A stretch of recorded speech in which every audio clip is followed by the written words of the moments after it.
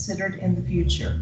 Public comments are encouraged to focus on developing a new funding formula rather than revising the current funding formula. Consider what should be funded in the new funding formula and at what level. Subcommittees will be responsible for reviewing public comment and making recommendations for what should be included in the new funding formula. While all committees, subcommittees, and members of the public should feel free to communicate openly, documents and records may be subject to public inspection pursuant to the Tennessee Public Records Act and may be publicly posted or otherwise made available. All recommendations that are submitted by committees and subcommittees will be reviewed and considered, but not all recommended will ultimately be included in the proposed new funding formula.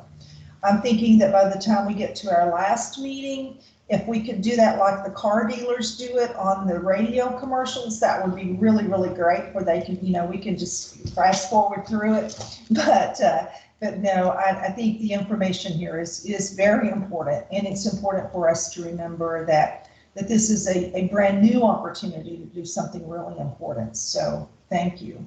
And Jamie, with that, our agenda for today, and that's why I said our meeting could be shorter, but we will take the amount of time we need to ensure that everyone has an opportunity to make the comments they would like to make.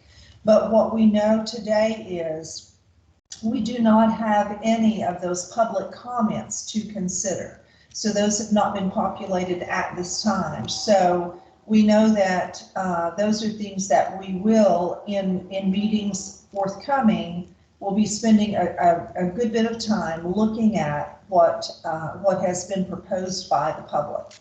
But at this point, it's really just us. An opportunity today that if there is information that you would like to particularly share, or that perhaps you've been hearing from groups and information that you have been asked to bring forward, or you believe is compelling information that you'd like to share, and begin to start putting those items on our list, we can certainly do that. We also have the chance today to think about them from the standpoint of creating any list of resources we need, and begin to categorize it any way that we want to. So that's important to note. Jamie will be keeping record for us, as well as, of course, this is being recorded today. So we can consider particular items that we just have in conversation today. Or it may be that there is a particular item that is so compelling to this group that you're ready to say, hey, this is really something we're going to move forward with. And it's really something we want to make as a recommendation onto the steering committee. That's also a possibility today. So with that, we're going to take a few moments. See, Jamie, what's my next one to make sure I'm staying on track? Okay, yes. Anything, I'll just give everyone just a moment to just read through these as a reminder, friendly reminders, that you're going to engage with your stakeholders and that you can bring those recommendations forward to us. You can also encourage them to go to the website and put them in as a matter of writing. There's also, of course, when it's in writing, it's a greater likelihood that it's going to be exactly the words that they want to ensure are spoken. No limitation on who you talk to, when, and for how long.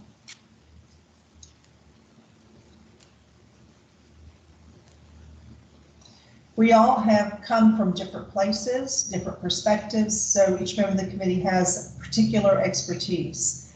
And but we also know that there are some exceptions on this committee, because we do have some folks who have worked a great deal in school finance who are with us. But we don't expect that anyone has a particular level of expertise, but that we're coming from very differing backgrounds, and we want to hear those different points of view. And I think that pretty much covered that, Jamie.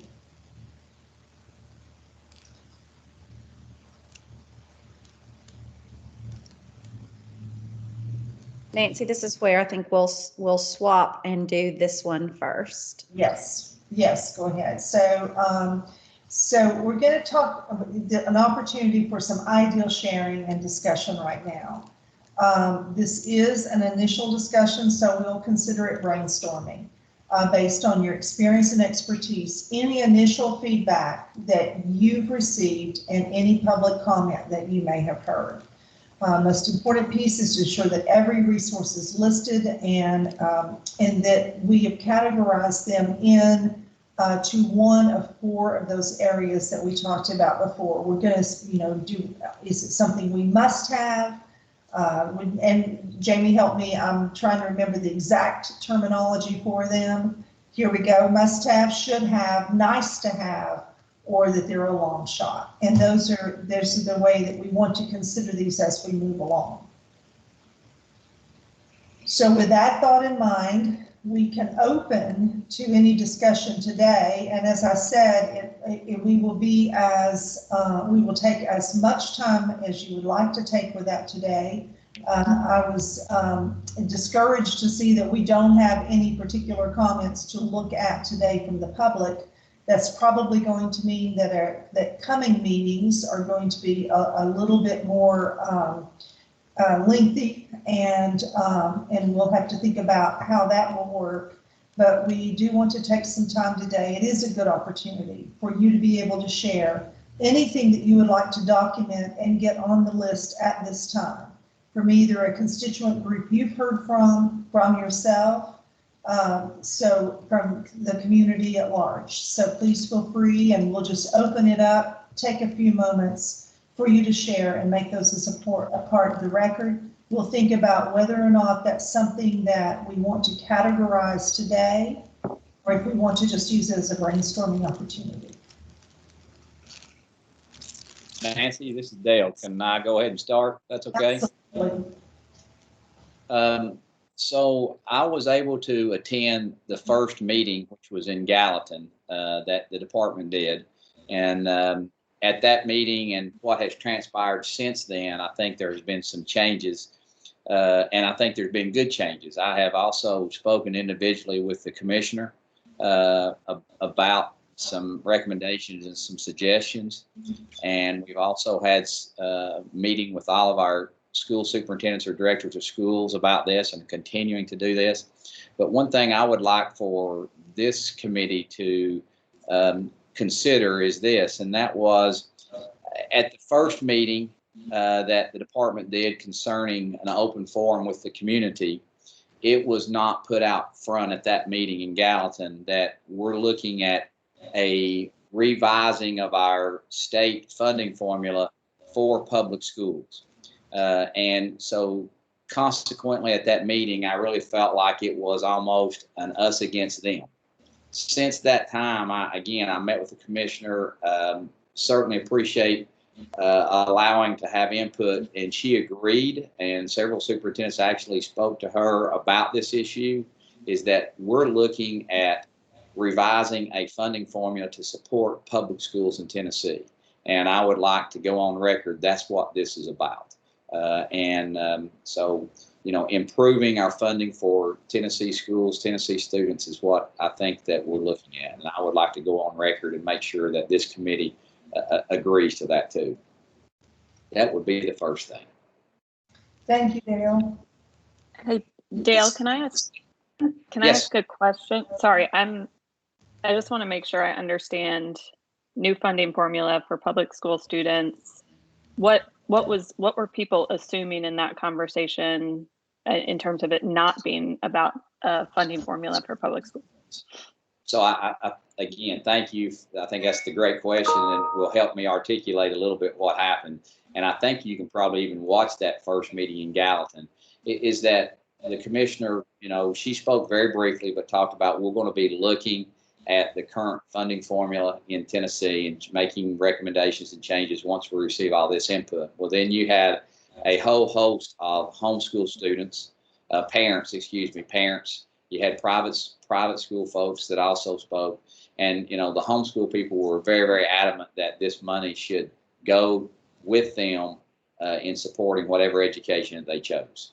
And so, it took a very different, I think a different path when it was approached at the very beginning of the meeting. At the next meetings that I did not attend, but certainly heard from superintendents that it was well stated by the commissioner that we're looking at revamping our school funding formula for public schools.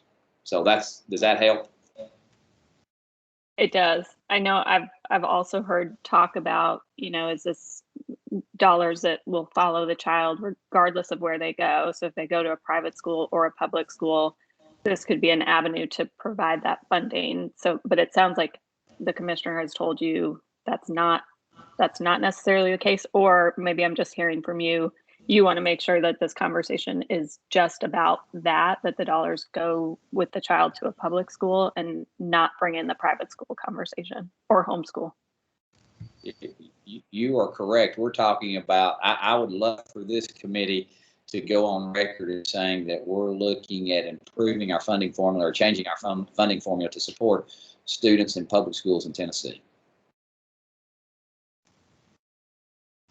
And if I recall, in the town hall meeting that was held in our region, the commissioner's comments, or it may have been in response to a question, it may have been in just her general comments around this topic, really spoke to the fact that that is all this encompasses, and that if anything were to be done beyond that, that would take other action and other considerations beyond this conversation. May I say a word? Yes, and I apologize that I'm seeing little tiny people now because we're sharing screens. So if I don't see who's speaking, please go right ahead. But Senator Yeager. Oh, that's right. I'm Senator Yeager. And yes. I appreciate the comment, Dale, that you made, because that is essentially the same assurance that I received from the commissioner when I met with her a month ago. But in the meantime, I've had the opportunity to talk to some of my directors of schools who are very suspicious of motive here. And that's my categorization, not their words. But that this may be, this formula maybe have other agendas. And so I think we really have it's incumbent on us to make sure that we get the word out that there's apparently a communications failure here, and we just need to work on that, because as I said, the commissioners assured me that this is to go to the public schools, but there's some folks that don't think that, and we just need to make sure that message gets out. Because when we're through with our work, that'll make whatever our conclusion is much easier to sell. Thanks. Thank you, sir. Well stated. Nancy, just the way I thought about this, I kind of looked at the must-haves and I created buckets within the must-haves of areas of kind of breaking it out using the examples. What is directly academic based that we must have? What is direct student support things that we must have? What are direct safety things that we must have? And even the federal aspect of it. And kind of putting that together as far as the must-haves, I came up with a list, and maybe this is a starting point. Maybe you guys don't even want to go down this road as far as some of these things. But this is what I thought as far as the direct academic in those little categories. The direct academic I view as your teachers, your people, your individuals in the classroom. I view RTI, or your interventionists, directly in the classroom, and summer school. And I'm trying to think along the lines of everything the school funds as what we should talk about as far as resources are needed. So we need people in the classroom, but we also need people outside the classroom.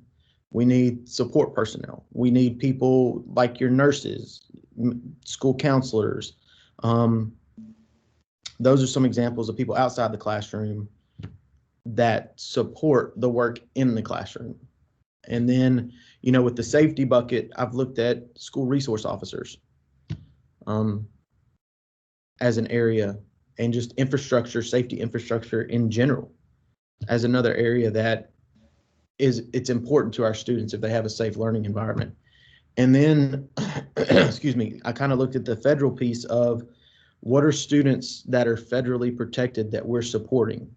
You have IDEA students, homeless students, foster care, maybe not federal, but you have students in DCS. They may not be in foster care, but they're in juvenile detention facilities or in county facilities, and schools provide an education to those students. So I've started trying to line these up in different buckets of what must we have. We must have resources for those students in those categories. And then I'm trying to go down the list. So as a starting point, I wanted to just put that out there and see what everyone, what are your thoughts on this as a group? And Ben, can I piggyback off of you for a minute? I wish you and I had talked a little bit ahead of time, because you're brilliant as you did that. But I said, a couple things. I want to go, Nancy, and say this, that I think that simply dividing total dollars by student head count is a flawed measure. People tend to just look at that. So to that end, I think our states and districts need the ability to track spending along what Ben was talking about at the school level. And I want to add a few things, Ben, for you. Cost of all materials, equipment, and other non-staff support personnel necessary to educate the child. Cover actual salary and benefit expenditures for all children and staff. Cover the annual cost of professional development, training, materials, tuition. Cover the cost of facility maintenance of small projects. Florida did something very interesting many years ago, Nancy, on developing a formula like Florida on new construction, on major renovation based on school system facility planning. But I don't see us moving away, Ben, and I think you're right about the 4 current BEP major categories: instruction, benefits, classroom, and non-classroom. Which is related to the basic needs of students, teachers, and administrators. But we need to expand upon that. And I would argue that the districts need greater flexibility. So I like the idea of maybe fleshing some of those out, maybe here, if this is the appropriate place, and certainly fleshing that out. But I think that what we hear, Ben, I think you and I every day, is that we're doing the work. And like when our legislators make salary increases to our people, the dollars don't get there. And districts are saying, because we don't have the flexibility to do what we need to do to truly reflect where we're spending. And so that brings me back to the simple point. We don't track our spending at the school system level. And maybe that's something that would be, readily accessible for us. But a lot of those things, Nancy, and I love this discussion. Thank you. You guys are doing great.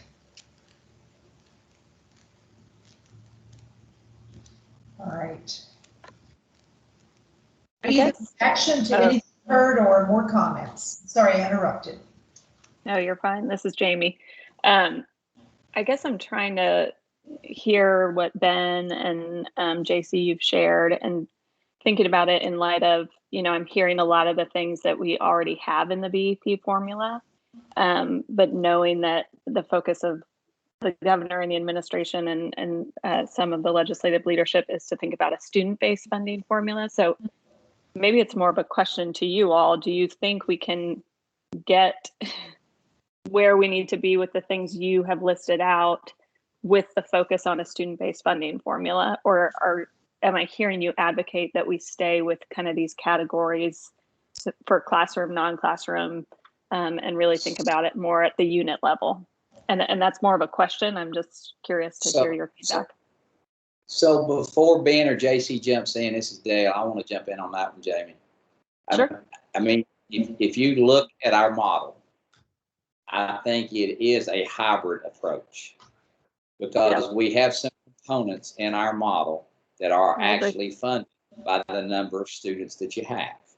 So I also spoke to the commissioner one-on-one, and I asked the question, and she says, that's okay, you can go down that road. I understand that the state cannot go down the road because of the lawsuit, what has been shared about our current BEP.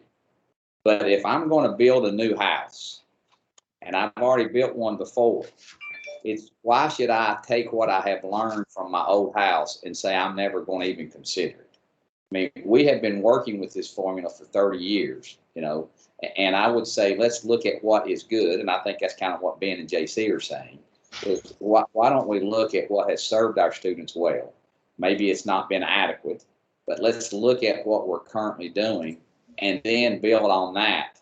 But I certainly think we can get there and we can use a student-centered approach.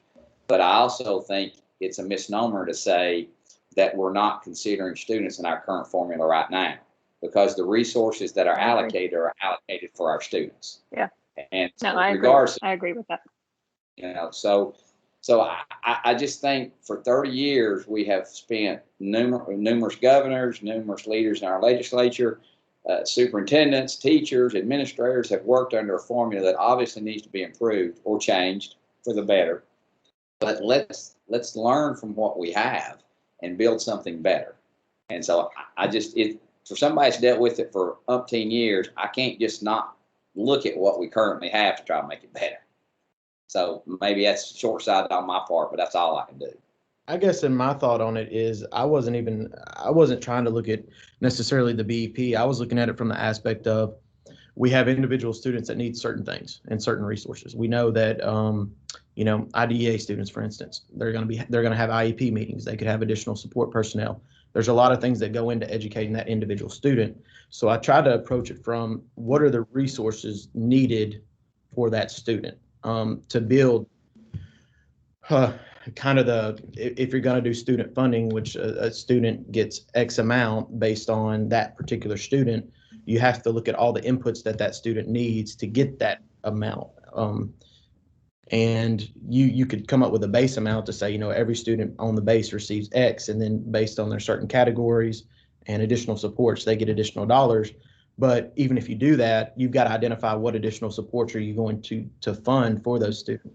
So that's how I was approaching it. And I was trying to think of, in terms of a district, and even in terms of an individual school, there are going to be teachers in the classroom, support personnel, a number of individuals that go into educating that student. For instance, an IDEA student that has one-on-one support in the classroom. So trying to think of what are all the resources that student needs to be successful. And that is not by any means an exhaustive list. I mean, technology, for instance, if we want students to have access to post-secondary career opportunities at high school, and graduate with a certificate of some type of trade, well, we're also going to have resources at the school where they can train on the correct equipment. So I was kind of approaching it from that aspect. And I mean, ultimately, I think some of those things will overlap, because whether we go with a student-based funding formula or a hybrid formula or something completely different, you're going to need teachers in the classroom. So I think there's going to be areas where it overlaps, and it may seem like, oh, we're defaulting back to the BEP, but there are 47 components in the BEP, and they do account for some of these areas. So I think there may be some overlap there as far as when you start to drill down to the individual student and the individual student needs. There are some things you just may not get away from because they need those things, whether it's under the BEP or whether it's under a new formula. So that was my thought on how I was trying to approach it, is looking at the student and what does the student need to be successful.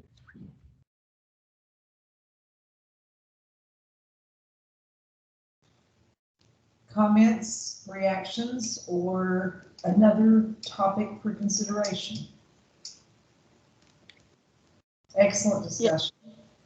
Yeah, I think just to follow up, I think my question was really to Dale and to Ben and to JC, what are you hearing from your people? And it's interesting to me, we've heard so much about student-based funding formula, and Dale, I agree, there's definitely components of the BEP right now that I would argue are student-based, but imagine that we put it in a different category and we talk about just a solely student-based funding formula. I guess for me, I was just trying to get a sense of, are you hearing from folks that you represent that actually it would be better to take the BEP and make it build off what we have versus starting something fresh. And that was largely what I was trying to. Can I answer that Yeah. for a minute? One of the things, I was a big advocate for child-centered funding a long time ago. And I've kind of morphed a little bit to a little bit more of a systems-based funding system. And because of that, the reason I'm saying that to you, if you look at New Zealand, for example, they went to, in the late 1990s, to a child-centered funding system. And they did include private schools in their interlude. And at the end of the day, public schools continued to educate the vast majority of kids in New Zealand. Last year, they've had to really work to create schools, because what has happened is the buildings were neglected because without personnel, programs don't exist. They had to continue doing that, but the buildings went away. So if you just go simply child-centered funding, what ends up happening, each child has a different need. And if you start putting value on particular children, you know, like, well, this child's worth this much, this child is worth that much.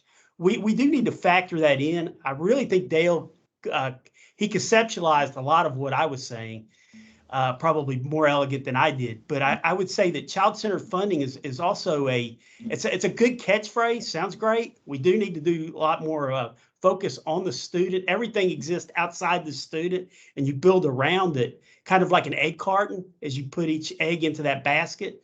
But what ends up happening is you're neglecting things. And that's why I've really made a big deal about the capital outlay and what Florida has done. If you don't spend that money, guys, we're going to be educating them in basements of buildings and stuff. And what kind of experience is that for the child? So you really need to consider a little bit deeper. And that's why I'm always saying we got to see how much we're spending and compare apples to apples. And we're not getting a true measure of that right now, in my opinion. Jamie, your question to me was that, have you heard from your constituents, which would be our superintendents, about your question about doing away with our current formula and going something brand new? Ours overwhelmingly said our formula just needs to be funded better. But that truly does not mean that we're opposed to looking at this. But regardless of that, that's where our people stood on that one question you asked. And similar. They're not. No one's opposed to a new funding formula. They would certainly appreciate, and always appreciate additional funds to the other and improvements in the old formula as well. But nobody's opposed to looking at a new formula. It's just, I think we're kind of back to where we're at in square one of, if we get rid of the old one, what do we replace it with? That's gonna take care of everything students need, and that's why we're here, of course. But that question always lingers out there. Well, we don't have that. What do we actually go to? And just to let you know, to finish that from my perspective, was that superintendents were told that from the commissioner that there's not going to be funds that will be in the BP. Of course, this would come from the legislature, but there's not an appetite for that right now. And that's why we're looking at this with student-centered funding. That's what I would tell you. Dale, can you say that last thing again? What superintendents are hearing about the BEP? Superintendents have been told that as far as increases in our current formula, there is not an appetite, probably a wrong word there, or desire to improve that, versus looking at a new funding formula to make improvements around student-centered funding. Thank you for clarifying.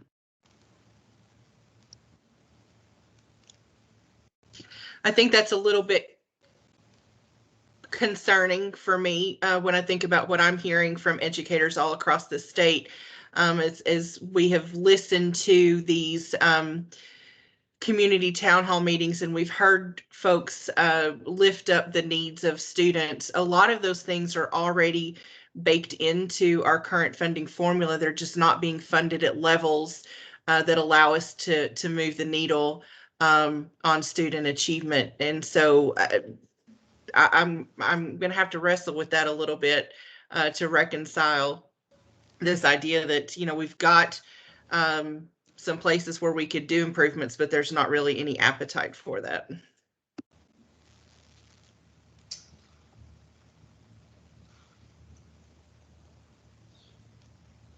Other comments?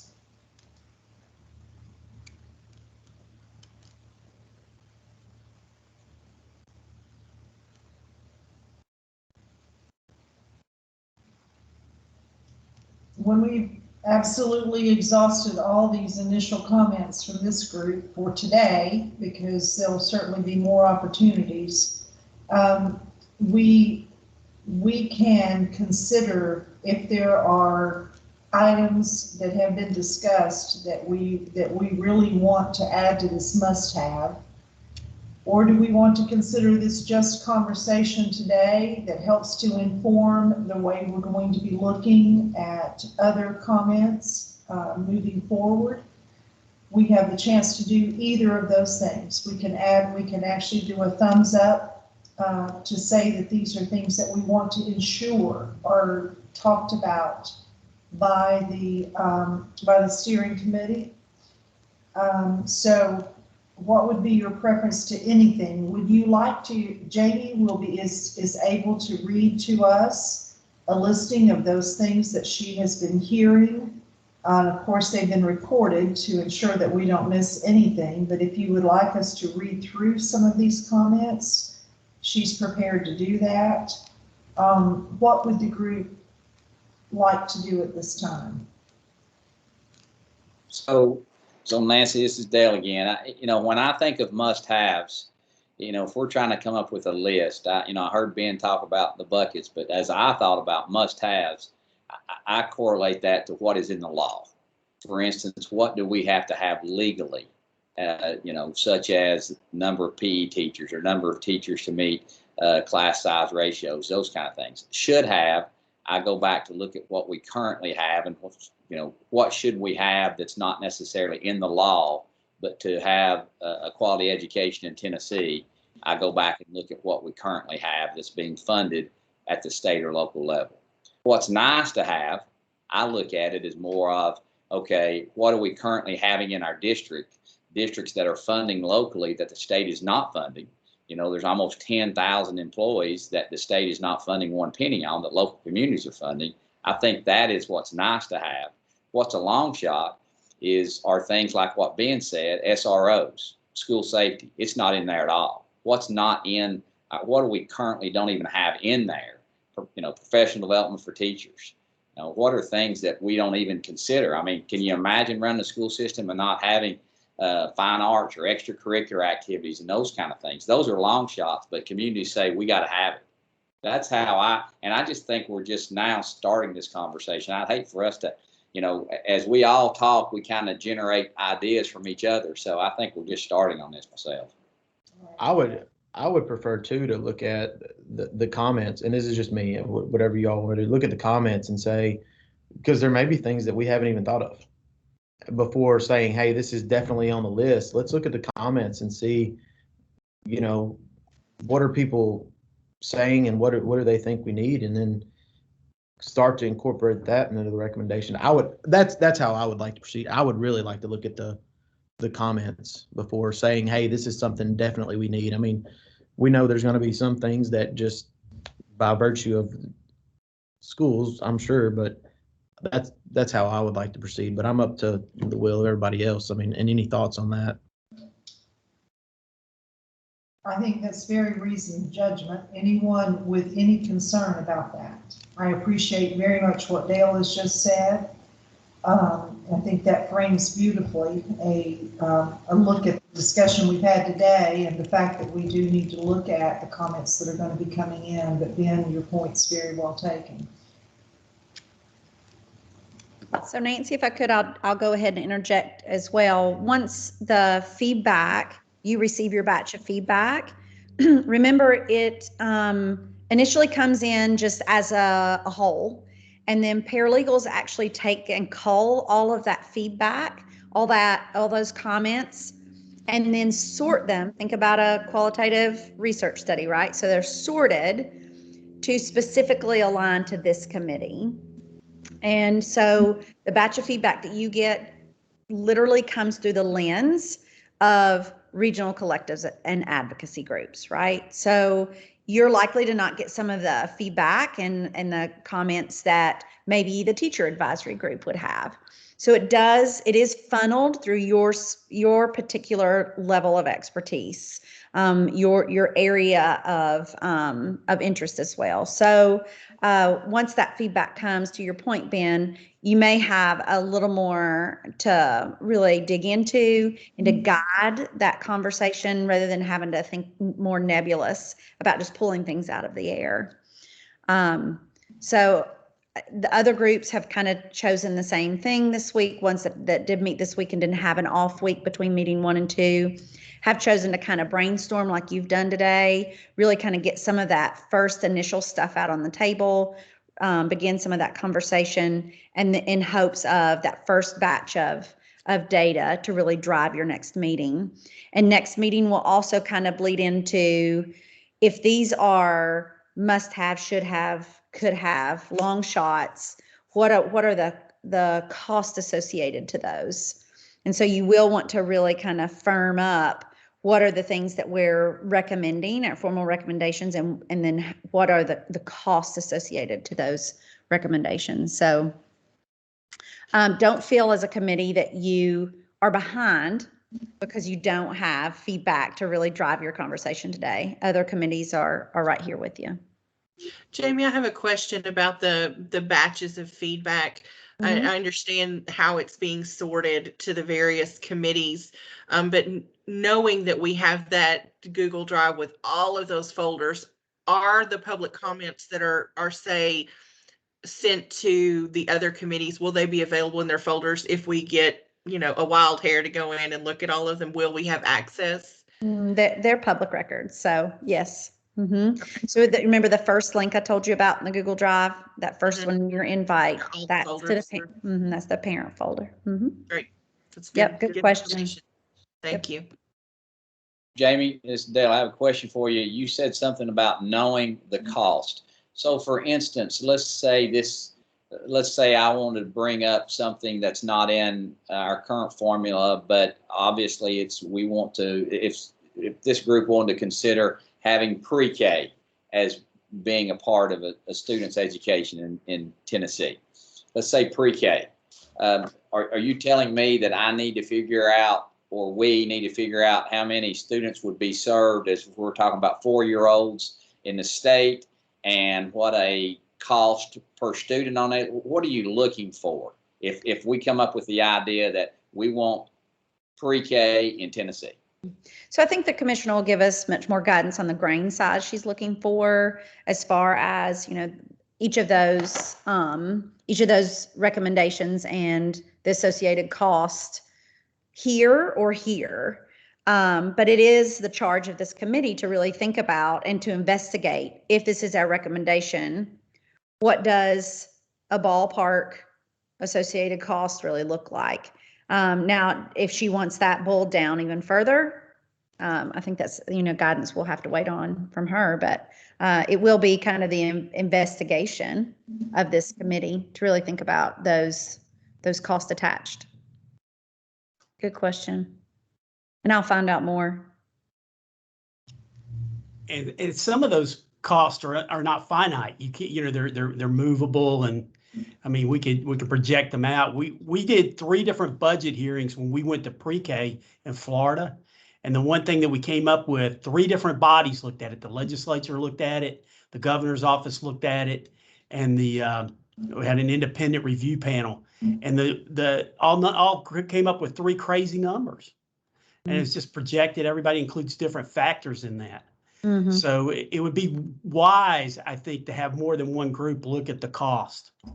And so you could have a factor in between, like Dale's pre-K would say it's $40 million, and somebody say it's $200 million, so wherever, somewhere in between that, a high and a low estimate. And so I appreciate that. That's great strategy, great leadership there. So I appreciate the opportunity to have this feedback. I think we're moving the ball.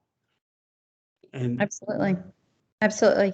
And I think that's a really valuable suggestion. And I'll definitely surface that as well, just to see if there is such a variance in the outcome of a projection. Then how do we really figure out which one's the closest, which one do we go with? And Jamie, and I'm gonna shut up, I promise. The one thing that I've heard when I came into this was that this has already been predetermined. They know what they're going to do. It's already been driven. And I said, I'm going to put the work in so that somebody can say whatever they say about this thing. I know that I've done my effort to be straightforward, transparent, and open as we move forward on this. I don't have preconceived notions. And I like the ideas. I like what Dale said a lot. I like what Ben said a lot. And I think those are workable. But I think Dale said something very wise. And I liked how he said it at the beginning about making sure, because no matter where you go, 90% of this funding is going to go to public schools. And they need the reassurance that those dollars are going to reach them. And that's why, whether it's called BEP 3.9, whatever you want to call it. But at the end of the day, a new formula or whatever, it doesn't matter to me, but I do know we have to have a funding formula that we can all buy in and defend and everybody can understand. And that's what I'm excited about.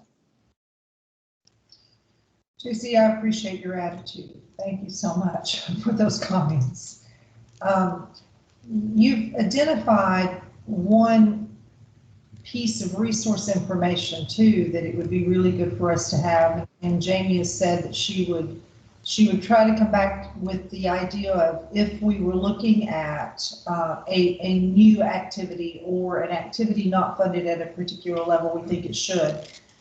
How will we build that amount? So I want to raise that because are there other resources or other questions that you have that would help to inform the conversation moving forward?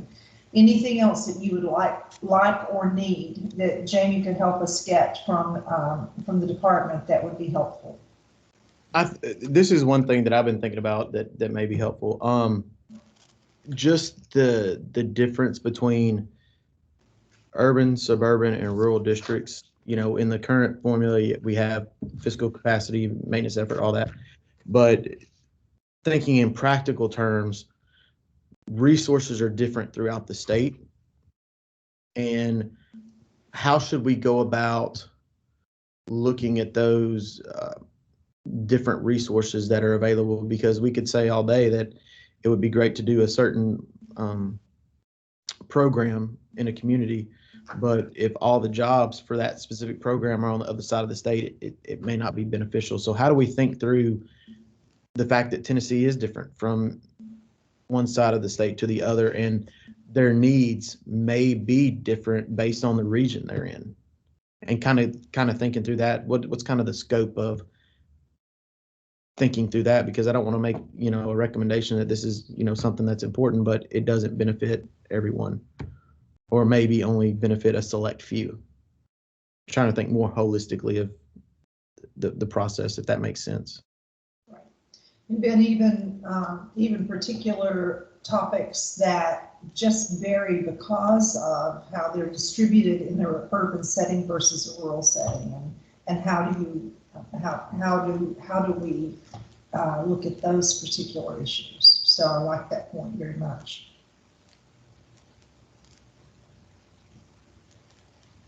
Anything else?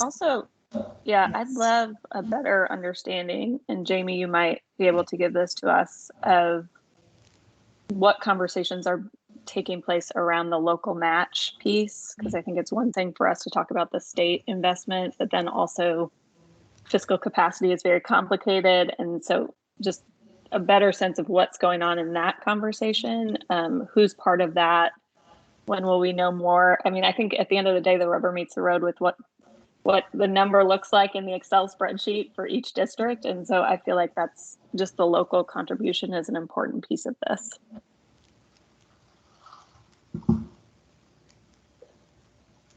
Thank you, Jane.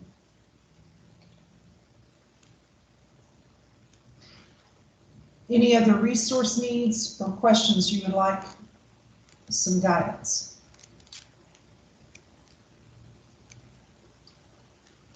All right, Jamie, what am I missing that we might need to look at? I know that we want to look at next meeting. Yep. So before we roll to that slide, I'm just going to, just read through these questions that I just captured, just to make sure that I have them in the language that feels right for this committee. I also, through my notes today, don't see any formal recommendations, which is not a surprise without your data set to really dig through today. But correct me if I'm wrong. Did you all feel any formal recommendations? Okay. What I heard was a desire to wait and hear some additional comments from constituents. Okay, I did as well. Just wanted to double check. So here are the 3 questions that just surfaced. Listen closely and let me know if there is any change in language, terminology, anything like that. First one, how do we ensure that the projected costs that our committee comes up with and those that other committees come up with, and that's as far as I got. So I think, JC, this was kind of your question, and got a lot of head nods from the rest of the committee. So is it that the projected costs that our committee comes up with and those that other committees come up with are, what are you looking for? Validity and also a better range of what it would cost. And so we want to have multiple sources to look at that data and give us that information. So for example, you may have the department, you may want to go to UT or another university or have someone look at that. Just an outside group to come back and provide. You may use the resources at the legislature. They may be, their fiscal review there may come up with a different number. And that may just be the cheapest and the quickest way to do that, but also give an estimate of what that may cost. So it would be, you'd have 2 independent variables to look at. So we would know the range, what we're looking at on the spending, maybe something to look at. So I really like the way, just that last little piece you said, like there is going to be a range. So what is that range and where did it come from? Just really plain and simple. Where did it come from? How do we know? Is it valid, reliable stuff? Yeah. And so like when you're talking child center funding, back to what Ben said about the difference in suburban and rural and urban, just the price of land in Nashville right now. The cost to live here, the people that work here can't live here in many instances. So, you're looking at that. And so it's why it's important to look at the difference and get that range. And so if we were to go pre-K, well, we're thinking in my case, and probably most here, we're from rural Tennessee. I'm from Cleveland. And so if you look at that, the expenditures are not as high as versus, where it would be if you were here in Nashville or Memphis or, Clarksville is another area, Rutherford County, Middle Tennessee's, the cost is just extremely high right now on property. So you need to look at that in a different format. So I think getting those information, so that would be a wise decision I think we could make. Which I think actually leads directly into, Ben, your question about the differences between urban, suburban, and rural. So what I have here is how should we go about looking at the variance of resources available for each of these? So they may actually really go hand in hand. Well, and to Jamie's question, the fiscal capacity, that's very important. Mm-hmm. I was thinking also along the lines of just programming. I had a conversation with the director a few weeks ago, wanted to do work-based learning, but no manufacturers, anybody in the area to partner with. Mm-hmm. So if this is a recommendation that we have something to fund those types of programs in a student formula, what happens when they don't have anything? Yep. So then Jamie leads me to yours, which was the last one I captured, a better understanding of the conversations regarding the local match. that sound right? Yes. Okay. Any others you all would like me to add? The most important thing here is that you didn't capture anything from me, so that's perfect. Your thumbprint's all over it, Dale. Yep. Dale, we were going to give you credit for all of them. All right, so next meeting details. Our next meeting is December 6th. So I had a question about that. I have an invite for the 8th. And are we 6th or 8th? Because I was tracking the 8th. It is the 8th. It is the 8th. Okay. Oh, is it the 8th? Thank It is you. the 8th. Thank you. That is a mistake on my end. I own that one. I That's was typo. moving things around if I needed to, if I was, okay. No, thank you very much for clarifying. And thanks for watching our numbers. December 8th. And so as you look at this time frame, realize that there is the likelihood that we could run over, but we realize and we respect the fact that you have committed to 1 hour. If you can stay no longer than the 1 hour, we'll absolutely understand. We may not need more than 1 hour. We're right on the hour right now. We had I think a very robust discussion today. But if you'll just keep that in mind, because it could get a little challenging as we get deeper into these meetings, and the discussion could run longer. Anything else that we need to cover, Jamie, that you can think of? Yeah, just be on the lookout for, I will send a follow-up email this afternoon to just say thank you. And then, of course, give you a little information about if you start receiving any feedback, recommendations from any of your stakeholders out there. I did drop it in the chat. Please go ahead and formally send this to tnedu.funding@tn.gov. What that does is kind of a filtering system. So that's the one place everything comes to begin with. And then from there is sorted so that it makes it to the right subcommittee. So if you do have any feedback that comes from folks in your communities, constituents, whatever, just go ahead and send it to that email right there, tnedu.funding@tn.gov. Nancy, you may even want them to go ahead and copy you on that email so that there is kind of a warehouse, so to speak, for your needs. So that may be something you want to ask the group to do, but it is in the chat. And also be on the lookout for invites for our next meeting. I will be sending some reminders, friendly reminders. I'll send one a couple days before, I'll send one the day before, and all of those will have the information you'll need to get you started. So know you have terribly busy schedules, so we'll do everything we can to make sure that we remind you, and you don't have to keep it on top of mind all the time. That's it. And I do appreciate anything that you would like to share with me. I'll be very appreciative of that. It will help us to frame the next meeting and keep it moving as well as we possibly can. Anything I can have in advance as far as your thoughts, ideas, your reactions, your concerns, I'm very willing to listen to that and to try to use that to frame our discussion as best we possibly can. And finally, Jamie, just thank you for guiding this group for us. Jamie is doing 4 of these, if you can imagine. So keeping up with that is tremendous, I know, and we appreciate what you're doing to help keep us on track. Oh, absolutely no problem. I appreciate you all tremendously. So everyone, please have a good rest of the day, a good couple of weeks. I look forward to our discussion then, and we'll hope that we have some really interesting things to consider and that we can help to move this work forward. Thank you all. Happy Thanksgiving. Happy Thanksgiving. And also you.